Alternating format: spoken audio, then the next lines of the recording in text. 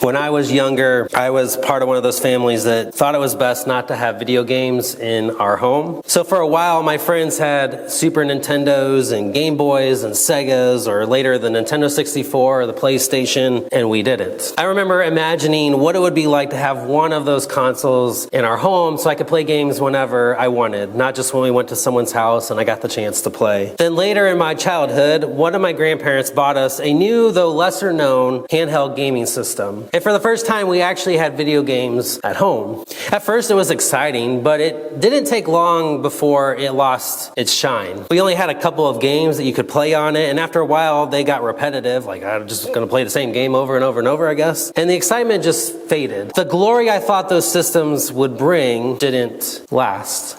And it can often be like that in many areas of our lives as well. We start to believe something is glorious, something worth everything to see and experience if we could. So much so that we start to build our lives around it without ever even realizing it. It becomes the center and focus of our attention. So where do we turn to see and encounter glory that doesn't fade? The Apostle Paul, leader in the early church and writer of 2 Corinthians, points us to that glory in chapters 3 and 4. We find it in Jesus. Jesus reveals real glory, the glory of God. The reality Paul exposes in this passage is that we're tempted to believe we can see reality clearly all on our own, that we can recognize what is truly glorious just by ourselves. But the Spirit of God says through Paul that the glory of God is actually veiled to us. We don't see it clearly. We don't see it clearly on our own. We don't see reality as it really is. We see a dim, obscured version. Like you might be able to tell there's a Bible under here, but it's obscured because of what's covering it.